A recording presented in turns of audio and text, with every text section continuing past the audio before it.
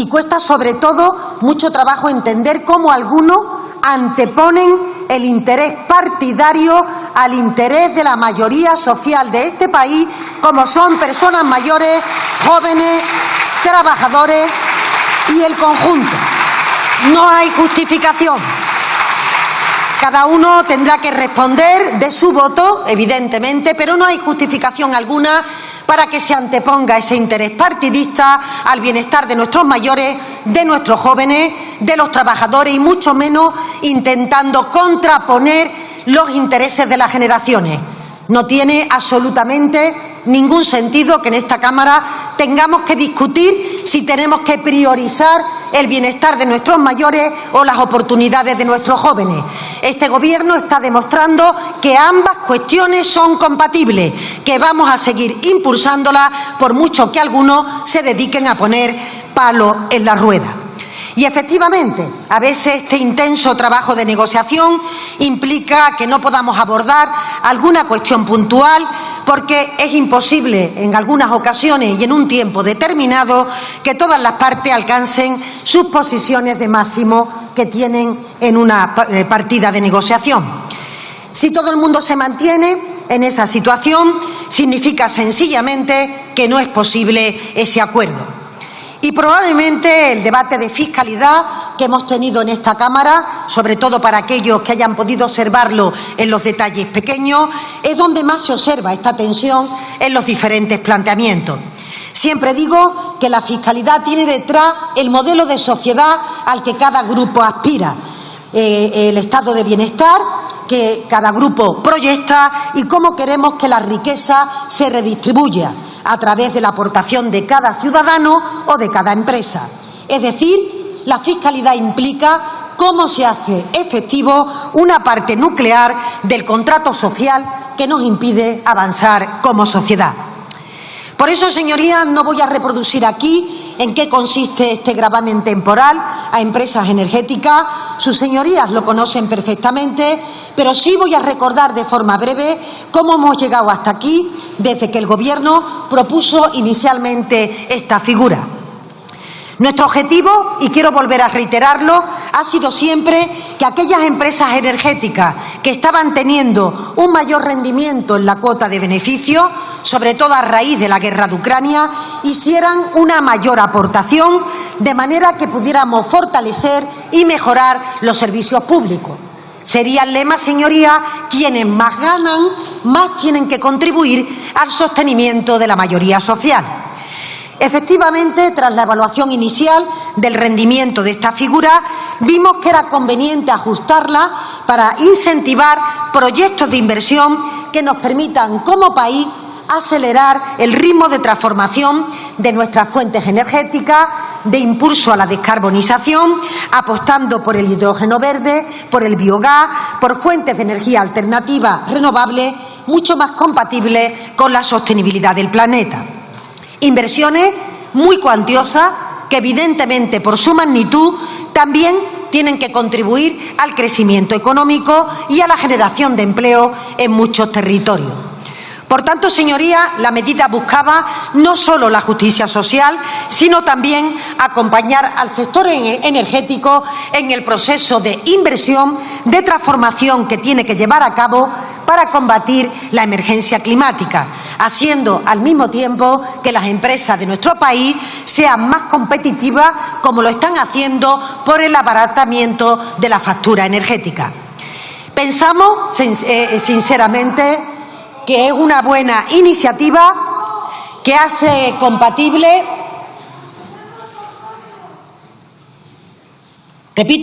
pensamos que es una buena iniciativa que hace compatible este planteamiento de modernización estructural, también estratégica de nuestro país, con esa aspiración de mayor justicia fiscal y de contar con más recursos para mejores servicios públicos. Hay que recordar en este punto que España sigue estando por debajo de la presión fiscal que tienen otros países de nuestro entorno de forma invariable entre 3-4 puntos y que, por tanto, tenemos que aspirar a, si queremos unos buenos servicios públicos de calidad, a corregir esta brecha que tenemos con la zona euro y con los países europeos. De hecho, quiero traer también y recordar que el gravamen de las empresas energéticas recaudó 1.164 millones en el año 2024, recursos que evidentemente se destinaron a fortalecer el estado del bienestar. Por eso, señorías, volvemos a traer este Real Decreto Ley, tal como comprometimos con diferentes grupos políticos, siendo incluso conscientes de la posición que cada formación tiene y de la dificultad que esto supone para la convalidación efectiva de esta iniciativa. Nos comprometimos a sentarnos con los grupos, así lo hicimos, a ver si podíamos llevar a cabo un proyecto de ley nuevo, traerlo desde ese consenso y, por tanto, señorías, hacer lo posible en el marco del año 2025.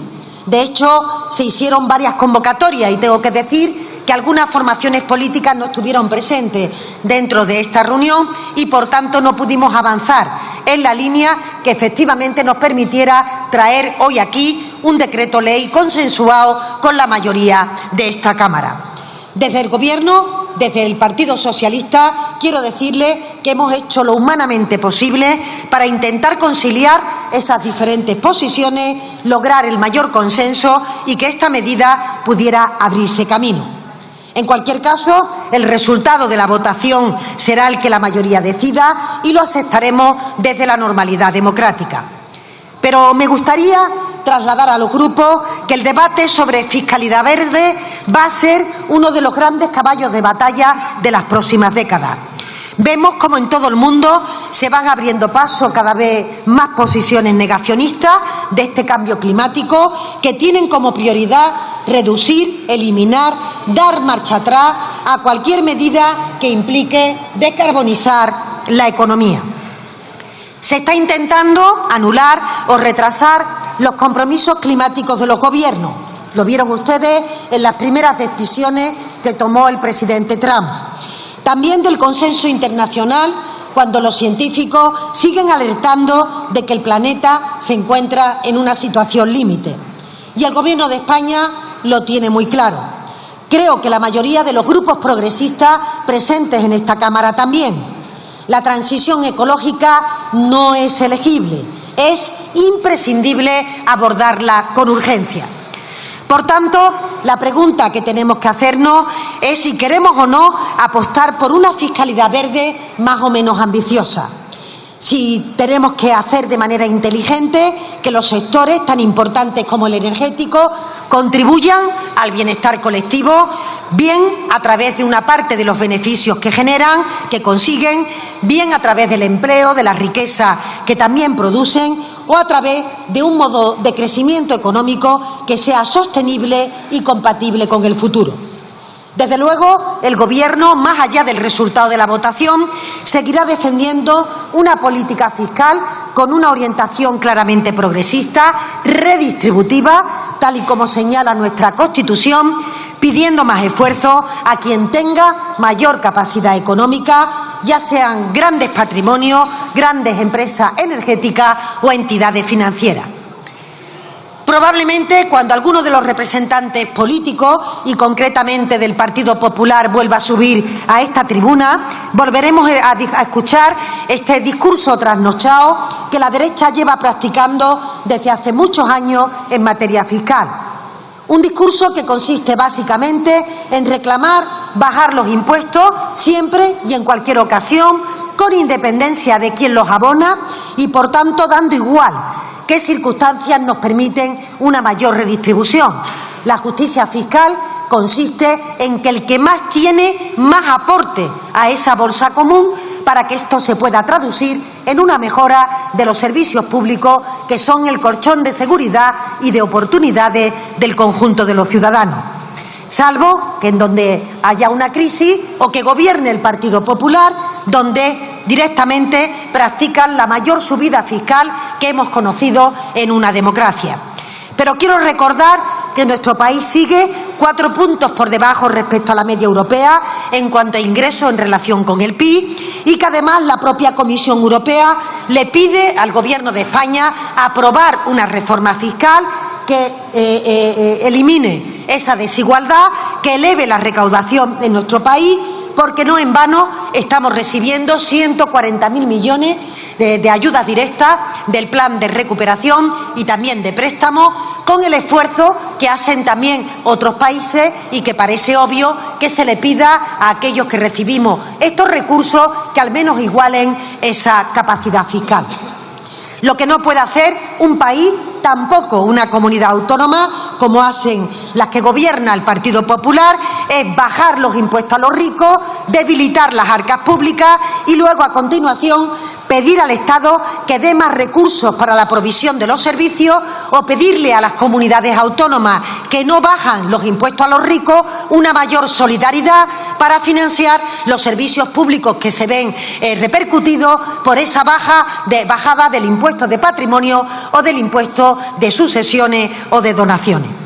Por eso me gustaría que este debate transcurriera con un poco de pudor, con un poco de prudencia y coherencia, aunque a estas alturas tengo pocas expectativas de lo que esto significa para algunos grupos. Concluyo, señorías, apelando desde aquí a todos los grupos parlamentarios a ponernos de acuerdo y abandonar posiciones maximalistas en favor del interés general. Estoy convencida de que el acuerdo político entre diferentes es lo que marca la buena política. La gran mayoría de la ciudadanía está esperando que debatamos y aprobemos medidas. Sería bueno que este país contara con un impuesto a las energéticas que tuviera en cuenta las inversiones que hay que hacer para la electrificación de la economía. Yo creo, señorías, que no se podrá entender que no antepongamos los representantes políticos el interés general para solucionar los problemas que tenemos como país. Y todavía lo entenderán menos si continúa esa dinámica perversa de bulo, de mentira, que contamina la agenda política y pone en riesgo un debate honesto sobre las propuestas que cada uno tenemos como formación política.